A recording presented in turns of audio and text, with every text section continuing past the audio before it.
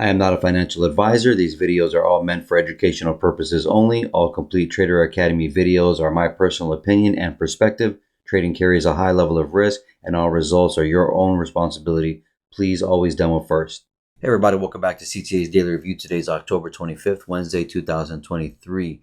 So we had this, ended up being a bearish day, but we had some nice whipsaw up and down. 4 hour. I was mentioning yesterday, watched the previous video, so it makes sense that we would possibly sell from here. But I did come out up to here as the example. So I'll just show you now, the example here where we would, if we were going to be bearish and the dollar was going to go up, we would retrace back into this, imbalance right here on the daily right there, and then pop back up. And so far that's panning out. That option panned out, and what that would do for our sells would be either coming up to sell or selling from kind of where we are now, right? And got stuck into this wick right here, this up candle, and then that ended up holding up. So as you see here, that candle right there, that wick, price stayed inside that wick. Didn't seal that imbalance as I was saying, but another option would be just selling from where we are at the open, right? So right now it's pretty much still looking for the bearish side, but anything's still possible with this turning maybe into a short-term support. But the thing is that the indices want to come down here. So, and Nas already took out this low, so we might still look for lower prices. But we opened up, pushed up, and testing that that daily imbalance as well, not needing to go above it, and then taking liquidity lower right here. You can see this 4-hour candle is still holding the price. Minimum targets for selling would be generally to, I mean, you would like to stay in this candle if you're bullish, but if you're not, the wick itself and then the liquidity. But right here, that liquidity was the target as well. So staying underneath this open weak gap that we have as well, and this fib is being honored in a way too. So we're not really looking at these fibs right now, even though it would have been nice for price to just poke up here. But they're saving that. So they're trying to build liquidity, and on the downside, fake support, and probably just wipe them out. So let's go into a smaller time. I want to make these videos quicker nowadays. So price opened up here and then came down to a 50 from this range in here. I don't have it highlighted. This would have been a nice buy for you guys in London time. A little bit tricky here, but obviously this leg coming up was pretty obvious, especially when you shifted this structure, retrace. If it's not going below this low, you're buying that. Then it comes, and then we already get the data that we hit this daily imbalance right here at 810 through 825 or whatever, 830. So we retrace, we come back up. Now it's 930 for us, and we're already gonna pretty much be on the bearish side, only because not only of the liquidity from London, but this liquidity down here, and we are also bearish. And then what was I gonna say? And dollar being bullish, right? So with that narrative, with the dollar being bullish, you're gonna end up having a bias of let's look for sells more than you're looking for us to buy up into there. So you got to take day by day, be nimble, be patient, because when you're patient and you get to see the data unfold, you'll be able to make, because if you're impulsive and you're constantly trying to catch trades, that's not trading, right? The real way of trading is you want to be patient. You want to see the direction of these candles. You want to see if they're going to be closing the way they're closing, especially in a strength or volatile more moment of price action, like the New York, and then we had some 830, not 830. We had some data today for home sales, home sales, and that'll move the price a little bit like this, right? Nothing crazy or anything, but pretty much engineering liquidity on both sides, and wiping out. You can see the speaker here coming there.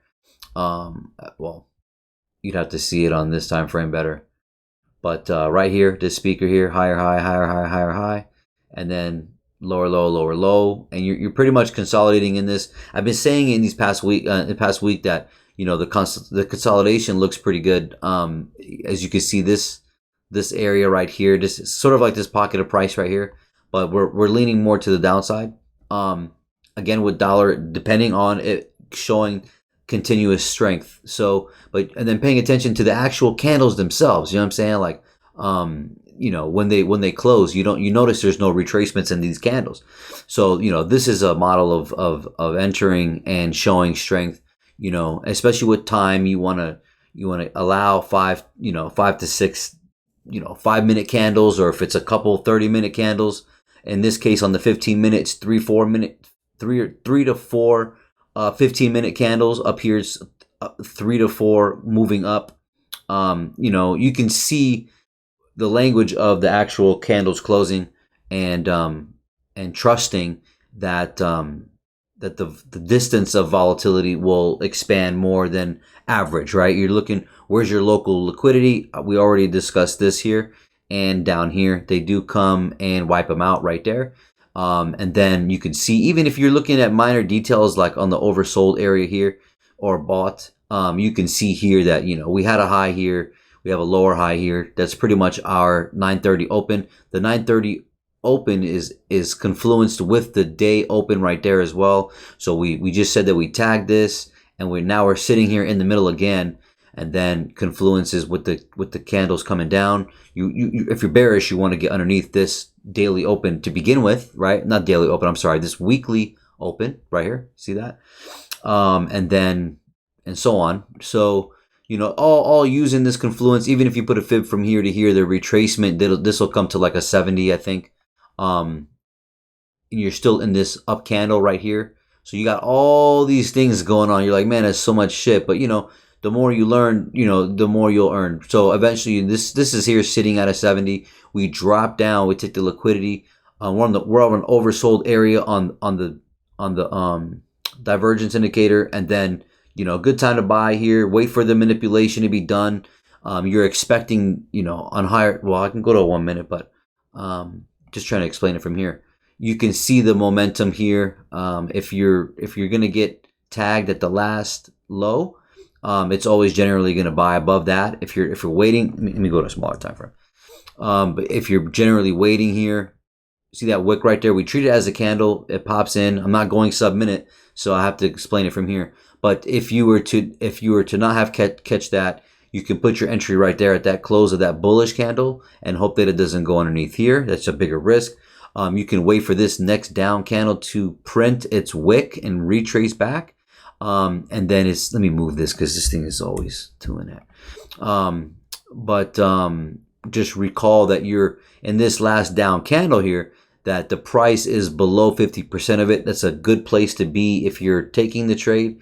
And then your stop loss should be technically here. If you want it to go below the last 25% of the candle, I mean, that's where my minimum area would be as well. And that would be looking something like that. If I had already got in with the momentum of the candle, the retrace here, you could just say 50% if you did it like this.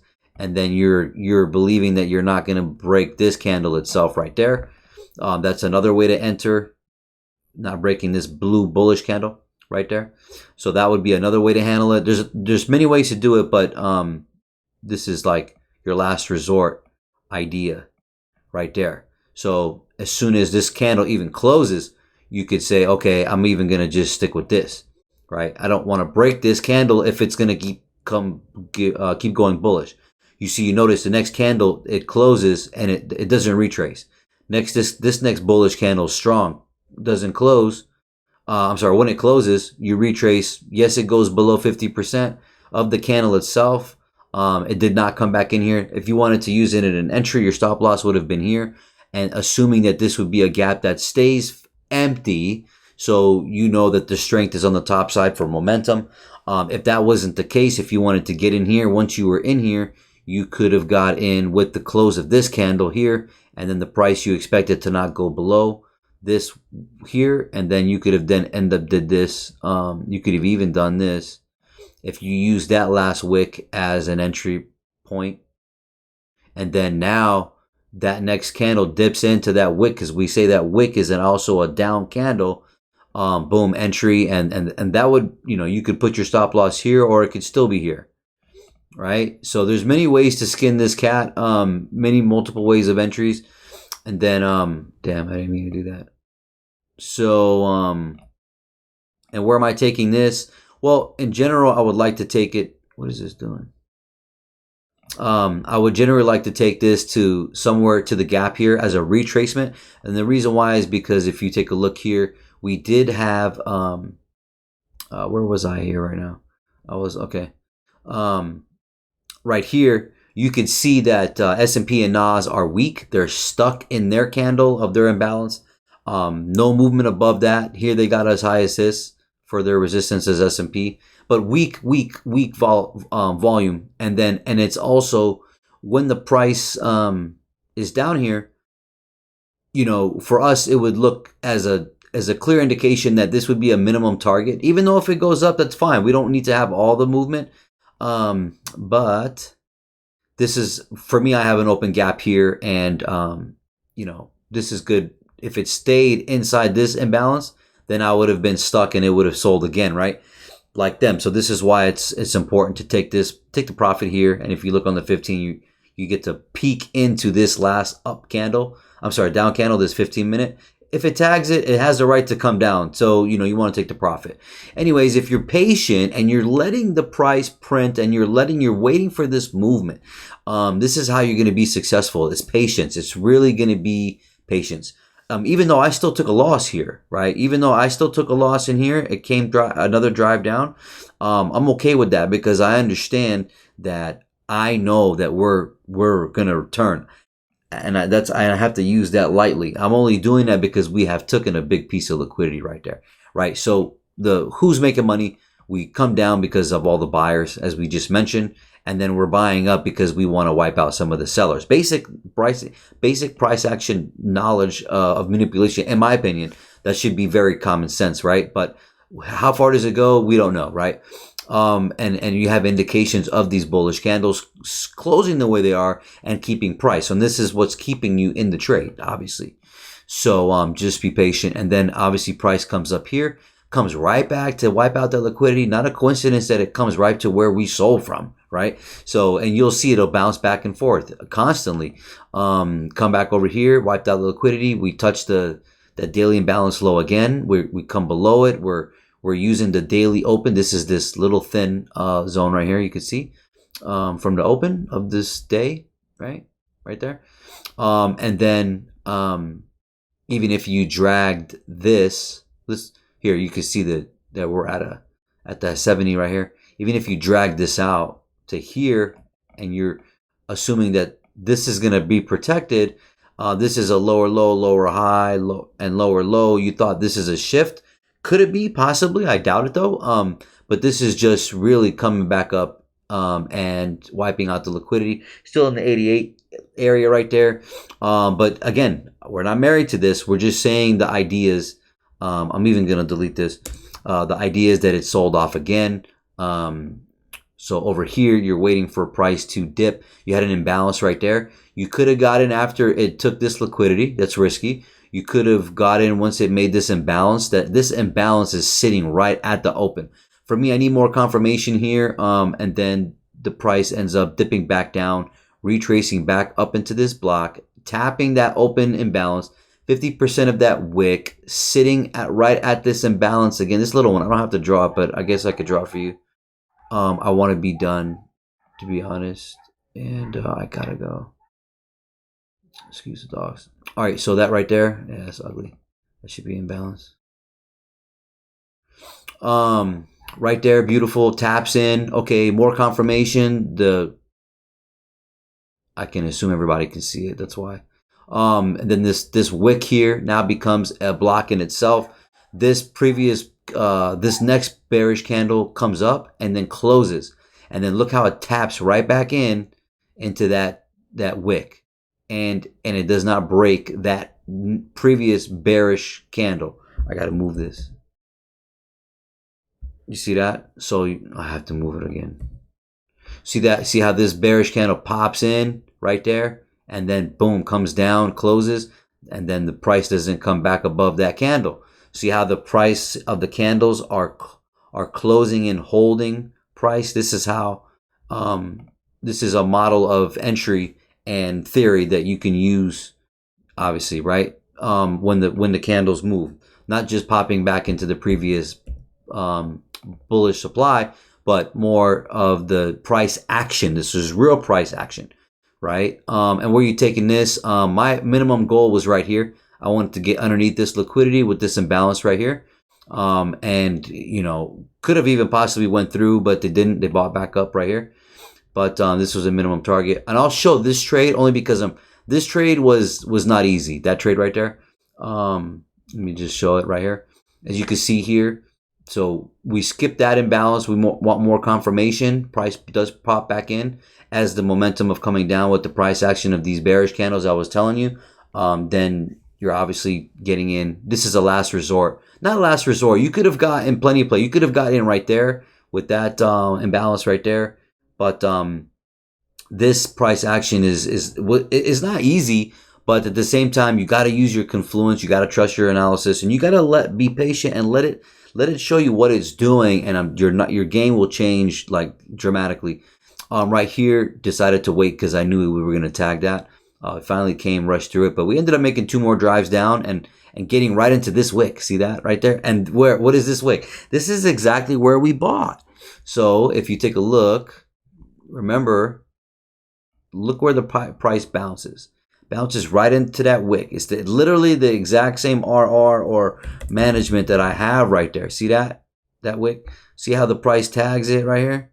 Boom. So this is like, again, this is what do we call it? When we shake out, and you're gonna get this with, especially with Dow, because Dow is, as you can see, look at the range that and the opportunity that. And this is the reason why I actually trade Dow, because they like to move price right back to their origins.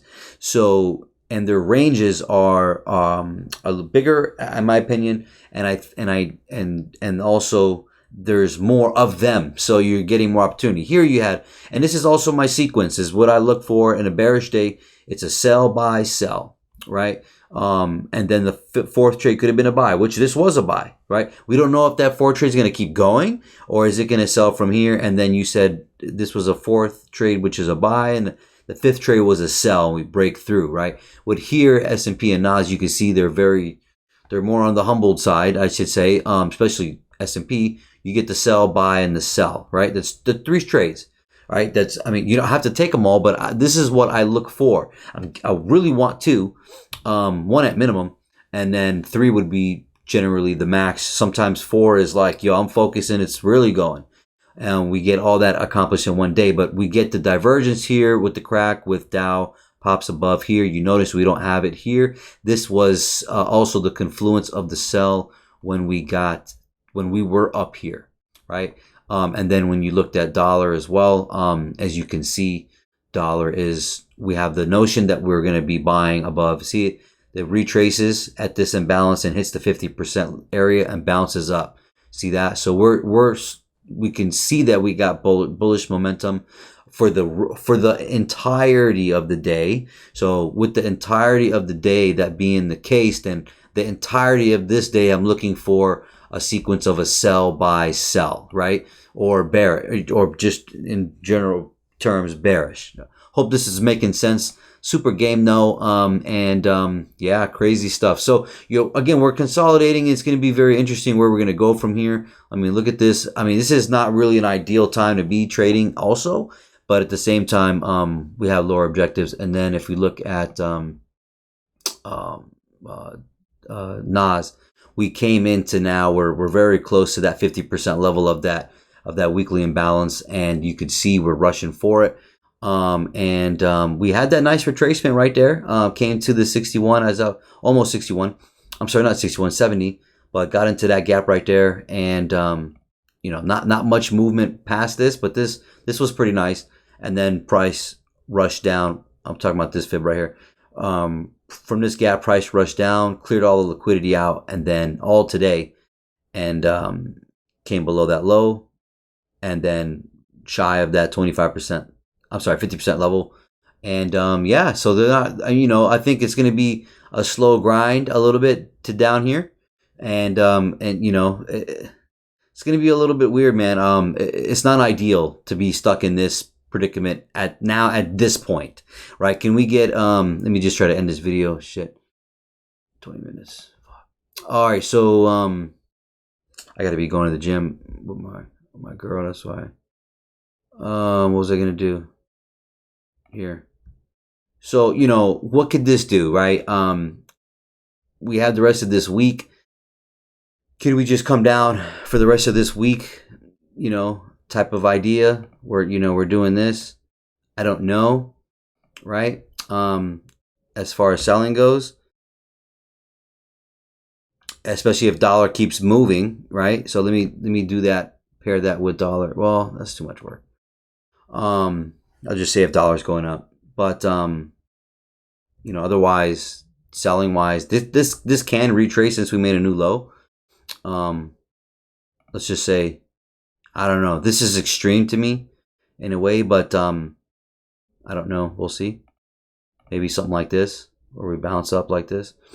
But I think it's pretty heavy. But so that's that, and as you can see here, we on the lower time frame opened up, never came, never reached it. Very heavy, and rushing for the liquidity here. Let me zoom out. It'll help if I zoom out. This little liquidity right here, see that? Those 3 levels. You can see it on the hour there. Yeah.